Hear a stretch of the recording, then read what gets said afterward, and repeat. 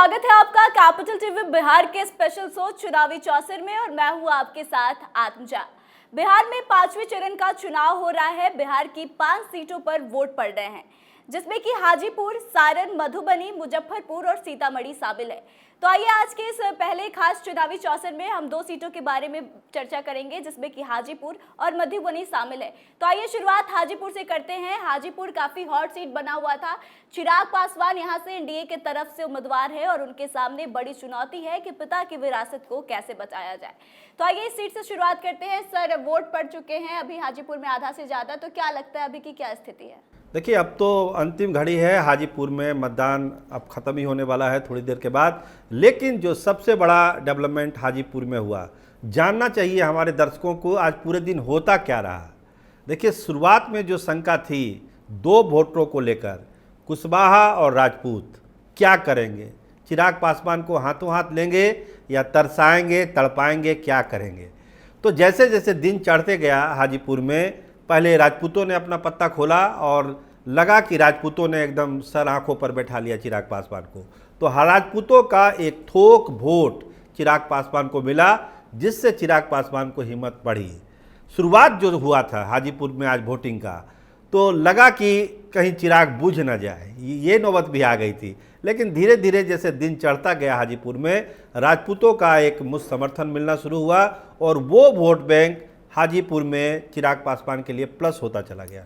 Sir, जितने भी सीटों पे चुनाव हुआ है, कुशवाहा वोटर महत्वपूर्ण भूमिका में नजर आए हैं और यहाँ पे भी चर्चा थी कि अगर कुशवाहा वोटर पीछे चले जाते हैं, वोट एनडीए को नहीं करते हैं, तो चिराग बुझ सकता है। क्या लगता है उनके तरफ से क्या कुछ प्रतिक्रिया आई है? हम उसी पर आ रहे थे अपना जी कि राजपूतों के बाद दूसरा जो निशाना था वो था कुशवाहा, कुर्मी वोटर, खासकर नीतीश कुमार का वोटर, कुशवाहा वोटर जो बात करते हैं, लवकुश वोटर। तो लवकुश वोटर पर सब चीज़ डिपेंड कर रहा था हाजीपुर में, और लवकुश वोटरों को चिराग से अलग करने के लिए बहुत सारे फोर्स लगे हुए थे।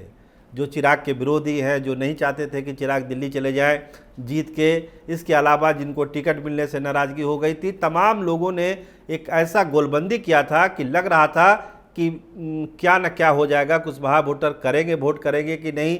चिराग का जो खेमा चिंतित था, कल रात तक जो हमारी बात हो रही थी चिराग खेमे से, सब लोग चिंतित थे कि लवकुश का वोट क्या होगा, नहीं होगा। लेकिन जैसे जैसे हमने कहा ना, जिस तरह से राजपूतों ने पत्ता खोला पहले, उसी तरह कुशवाहा वोटरों में भी, कुर्मी वोटरों में भी धीरे धीरे पत्ते खुलने शुरू हुए।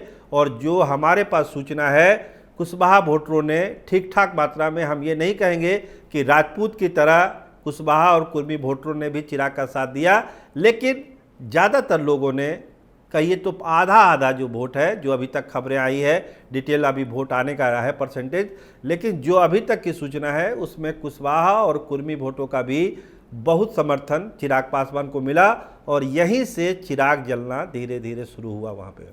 सर, ये जो एक नारा चल रहा था 20 का बदला 24 में, क्या लगता है हाजीपुर में काम नहीं कर पाया?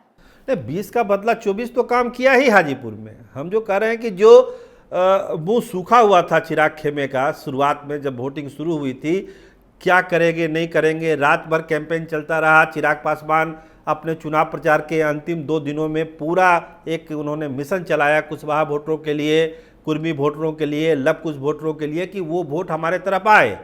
और उस कैंपेन का भी प्रभाव था। इसके अलावा उपेंद्र कुशवाहा ने बहुत अच्छी बैटिंग की वहाँ पर, और तमाम जो कुशवाहा नेता थे वो लोग गए। दोनों तरफ से मोर्चाबंदी थी। ऐसा नहीं था कि सिर्फ चंदर राव के तरफ से लोग नहीं लगे हुए थे, उनके तरफ से भी गोलबंदी थी कि ये वोट है हमारे तरफ शिफ्ट होना शुरू भी हो गया था।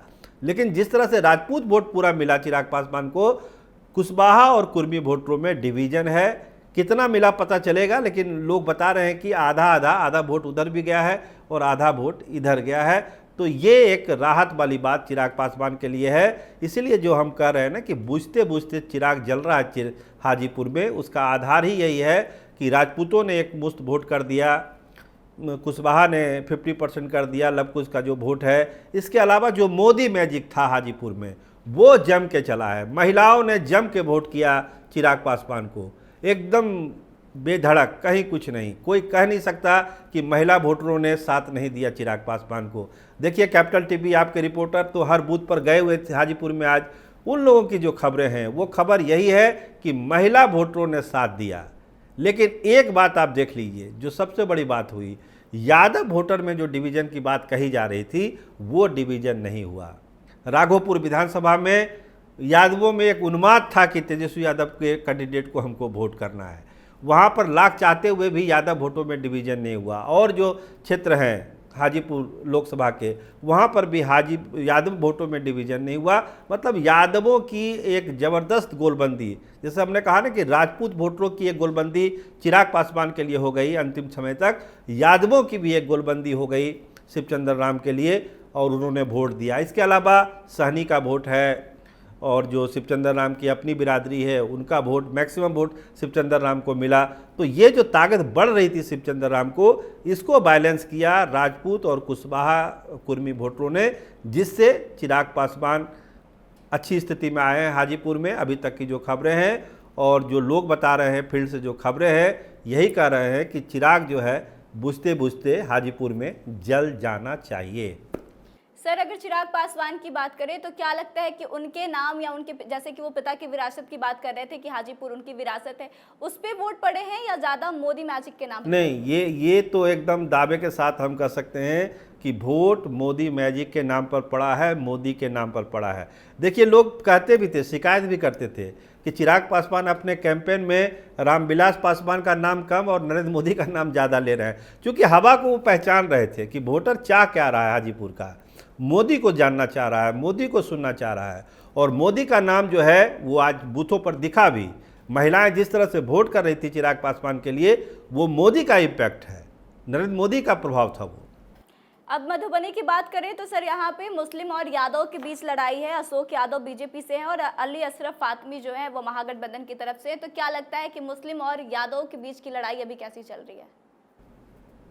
देखिए, बहुत ज़बरदस्त लड़ाई हुई मधुबनी में जैसा हम लोग सोच रहे थे कि अशोक यादव को यादवों का भी समर्थन मिल जाएगा, जैसा कि उनके पिताजी हुक्मदेव नारायण को भी मिलता था, इनको भी मिला था।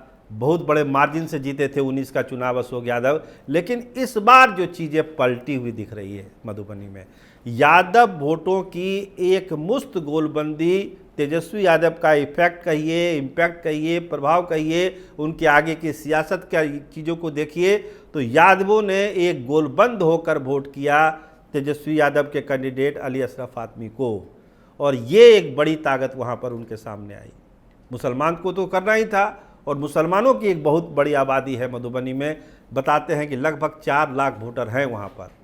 तो यादव और मुसलमानों यानी माई की जो गोलबंदी हुई, ये अशोक यादव के लिए खतरे की घंटी है। यादव वोटों में डिवीज़न नहीं हुआ मधुबनी में। अभी तक की जो खबरें हैं, जब हम आपके साथ प्रोग्राम कर रहे हैं, देर रात तक और भी खबरें आएंगी, लेकिन अभी खबरें यही है। छिटपुट गया हो बात अलग है, लेकिन 90% से ज़्यादा यादव वोटर जो है वो लालटेन जला रहे हैं वहाँ पर, और यही अशोक यादव के लिए बहुत बड़े खतरे की घंटी है, और अशोक यादव मुश्किल में थोड़ा वहाँ लग रहे हैं। सर, तो अशोक यादव को किन किन जातियों का वोट पड़ा है, इसका कोई आंकड़ा? हाँ, अशोक यादव को जो मिलना था वो तो मिला ही, लेकिन आश्चर्यजनक तौर पे जो एक सरप्राइजिंग एलिमेंट है मधुबनी के चुनाव में, वो है ब्राह्मण वोट। ब्राह्मणों की एक बहुत बड़ी संख्या है वहाँ पर, ब्राह्मण वोटर बड़ी संख्या में है मधुबनी में। और जब ब्राह्मण वोटों का एक हिस्सा जाने लगा फातमी साहब की तरफ, तो लोग आश्चर्य रह गए, हैरान हो गए। पटना में बैठे बैठे हम लोग भी हैरान हो गए जब आपके रिपोर्टर, कैपिटल टीवी के रिपोर्टर मधुबनी से खबर कर रहे थे कि सर ऐसा हो रहा है। तो ऐसा इसलिए हुआ कि जो एक तो देखिए कांग्रेस का प्रभाव है वहाँ पर, कांग्रेस के कारण भी ब्राह्मण का वोट मिला है इनको लालटेन छाप के। इसके अलावा शकील अहमद, देखिए निर्दलीय लड़े थे 19 में, और करीब 1,37,000 वोट उन्होंने निर्दलीय लाया था, उनका अपना प्रभाव है उस इलाके में। इसके अलावा मदन मोहन झा और तमाम नेता ने वहाँ पर कैंपेन किया वहाँ पर, तो इसका असर हुआ कि ब्राह्मणों की भी एक बड़ी आबादी जो है लालटेन पर वहाँ पर गई है, और ये अशोक यादव के लिए खतरे की घंटी है। इसके अलावा आपने सवाल किया आत्मजा जी, और क्या हुआ वहाँ पर, वैश्यों का वोट, मतलब जो खतरा उत्पन्न हुआ, आज जो दिन चढ़ा और वोट हुआ, ब्राह्मणों का वोट चला जाना, परसेंटेज हम आपको बता चुके हैं। वैश्यों में समीर महासेठ, सुमन महासेठ, इन लोगों के प्रभाव के कारण ये जो वैश्यों की जो आबादी थी उसमें भी डिवीज़न हुआ।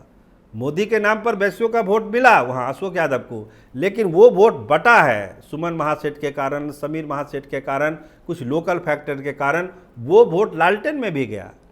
तो यादव वोट का ना मिलना, वैश्य वोट का डिवीजन हो जाना, और जो हमने ब्राह्मण वोट के बाद जो महत्वपूर्ण वोट है ब्राह्मणों का, उस वोट का इधर आना, ये कहीं ना कहीं से कमल को खिलने में बहुत बड़ी बाधा और संकट वहाँ मधुबनी में दिखाई पड़ रही है।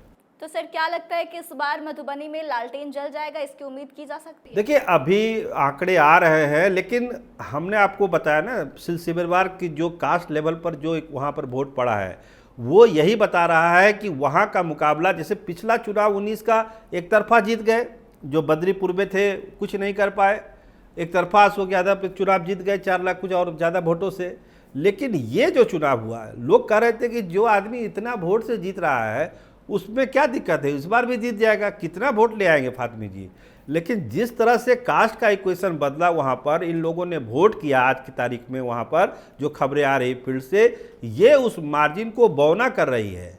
और हम ये आज नहीं कह रहे हैं कि हार ही जाएंगे अशोक यादव, लेकिन बहुत ही कांटे का मुकाबला मधुबनी में हो गया। जो सीट एनडीए के लिए श्योर शॉर्ट सीट थी कि मधुबनी सीट हमको जीतना ही जीतना है, ये नहीं कह रहे हैं कि वो हार रहे हैं, जीतना ही जीतने वाली जो स्थिति थी वो स्थिति अब नहीं रही। बहुत ही फोटो फिनिश वाली स्थिति मधुबनी की हो गई है। वहाँ पे कोई भी जीत सकता है, अशोक यादव भी जीत सकते हैं, फातमी साहब भी जीत सकते हैं, जिस तरह का मतदान वहाँ पर हुआ है। सर आपका बहुत बहुत धन्यवाद। जी बहुत धन्यवाद। तो देखिए हाजीपुर और मधुबनी सीट पर वोट पड़ चुके हैं और जो रुझान निकलकर सामने आ रहे हैं उसके अनुसार हाजीपुर में राजपूत और कुशवाहा वोटर जिस तरह से चिराग पासवान को वोट किए हैं, उसके बाद से ऐसा माना जा रहा है कि चिराग वहां पर बुझते बुझते जल सकता है। वहीं दूसरी तरफ अगर मधुबनी की बात करें तो यहां पर कांटे की टक्कर बताई जा रही है। इस सीट को लेकर कहीं ना कहीं बीजेपी पूरी तरह से कॉन्फिडेंट थी कि यह सीट वह जीत सकती है, लेकिन अभी का जो रुझान सामने आया है उसके अनुसार अब ऐसा लग रहा है कि यहाँ कांटे का मुकाबला हो रहा है। अब क्या कुछ परिणाम निकलकर सामने आते हैं या तो 4 जून को पता चलेगा, लेकिन आपको क्या लग रहा है कि इन दोनों सीटों से कौन आगे निकल रहा है, कौन पीछे चल रहा है? आप कमेंट करके अपनी राय जरूर बताएं। वीडियो अच्छी लगी हो तो शेयर करें। आज के इस स्पेशल शो में बस इतना ही। आगे के तमाम अपडेट्स के लिए बने रहे हमारे साथ, देखते रहे कैपिटल टीवी बिहार। धन्यवाद।